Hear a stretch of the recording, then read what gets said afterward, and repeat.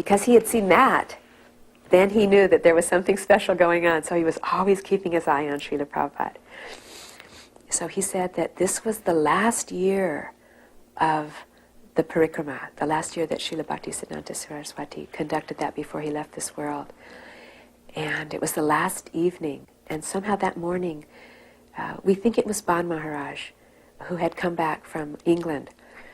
And he had come on a boat, and then he had entered in and come to Navadvip and apparently met with Srila Bhaktisiddhanta Saraswati Thakur. So everyone knew about it, and everybody was kind of interested in what had happened, because in those days the communications weren't so good. And so this devotee noticed that that evening when their Guru Maharaj was going to give the lecture, there was thousands and thousands of people at Champahata. They were all, first of all, there was tents everywhere. And then all the devotees and all the pilgrims were crowded close in to hear, under this big pandal, to hear the last lecture of that parikrama. And Srila Bhaktisiddhanta Saraswati stood up there on the podium in a very beautiful way, and he began to speak. This is from the memory of Nayananda Das Babaji. He began to speak about how much it was his deep and sincere desire that this Krishna consciousness would go across the ocean, and that it would go to the West, and it would save the world. And he began by speaking about his guru, his father, Srila Bhaktivinoda Thakur. And he began saying how he had had this vision, and how he had always told him about this vision in very clear terms, and had imposed upon him that this vision, you may have to, take on this vision. If not, I'm trying, I'm sending my books, I'm doing, but this will definitely come to pass. But, you must make it part of your sincerest service. And then he told how he had tried to do that so far, and he had sent out some disciples to London and had tried to send them with Lakshmi, and that Lakshmi had come from the blood of the Gaudiya Math, from the brahmacharis who had gone out with for paisas collecting. And somehow or other, still after several attempts, it was not successful. And then he told about his mother, Bhagavati Devi, and he said, when my mother was leaving from this world, she called me to her bedside, and she gave me one order upon my head. She said, your father, he wanted very much that this Krishna consciousness would be exploding everywhere in the Western countries, that it would become so much popular in every town and village. He wanted this, and it hasn't yet come to pass, so you do it.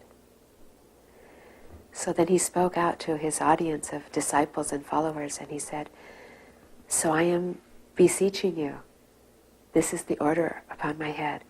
He said, and I'm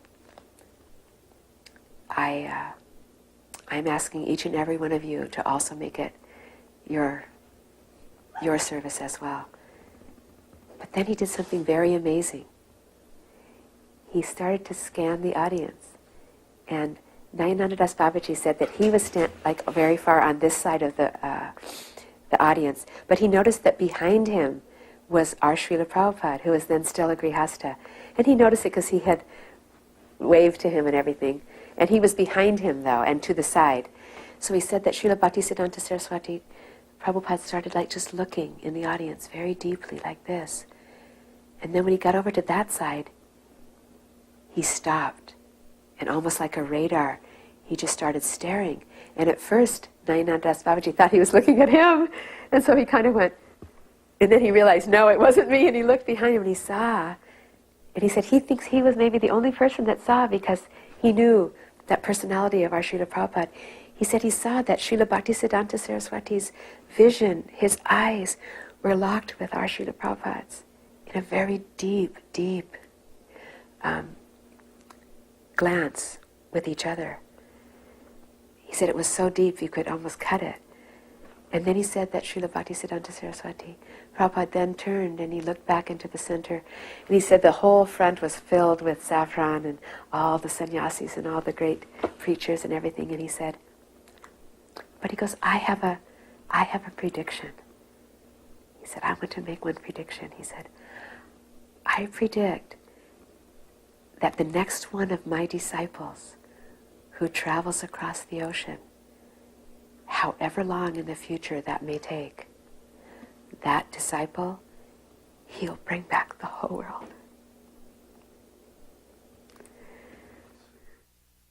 He heard someone calling out his name, Abhay Charnaravinda. But he was already a sannyasi, so he didn't use that name anymore. And so he was thinking, who's calling me like that in the middle of the night? So he didn't get up at first, he was just writing, and then later he kept hearing that voice, so he went out and he went into the courtyard of the deities, but he didn't. Then he heard the voice coming from by where the samadhi of Srila Bhaktisiddhanta Saraswati is. And so he paid obeisances at the different samadhis, and then he was paying obeisance at his Gurudev's samadhi, and then he had some Swarti darshan of Srila Prabhupada, Bhaktisiddhanta, wherein Srila Prabhupada asked him, I am calling you? He goes, but why are you still here? I've asked you to go to... he goes, I've asked you to go to the West, why you haven't gone? And then Prabhupada said something like, well, I'm trying so hard to go. And then his Guru said, why do you think I have named you Abhay Charnaravinda? Because you are fearless, because you have taken shelter at the lotus feet of Krishna. So don't worry. He goes, it's all been arranged, you just go. And then Prabhupada said something like, but I'm not seeing the path yet, I'm not seeing a facility, it hasn't come. And then Srila Bhaktisiddhanta Saraswati said something like, I have the exact words here, something like, he goes, don't you know that it's already all been arranged? He goes, for so long, across the ocean, there are so many of them, and they have been calling for you, and they have been crying for you. So you must go, now is the time, now is the time. He says, so just begin, don't even hesitate, just begin, and it will be revealed to you how to go. So apparently right after that, Srila Prabhupada packed up from Vrindavan, and he went to Delhi, and he used to go like in this very humble, kind of like a beggar, like a sannyasi beggar way. He would go to all these like Arya Samajam and just different groups and civic groups, and he would speak and say, my Guru Maharaj has given me this mission, and he has told me that somehow or other it's been arranged. So I'm just waiting to find the person who he has talked about, who's helping to arrange this. So if there's anyone in this audience, you please come. And so that was when he met the secretary for Sumati Maraji, and he gave him a letter of introduction, and then he went to Bombay. This I heard at both. I heard from some devotees from Saraswat Mat and from Devananda Gaudiya Mat that when Srila Prabhupada came back, I think it was the first time. Yeah, the first time when he just had, what was the name of that devotee? Ramanuja, and maybe it was a Chutananda with him. And so he visited both of his old friends, Srila Keshava Maharaj and Srila Sridhar Maharaj. And he brought that reel-to-reel tape recorder too, and he had it blaring really loud.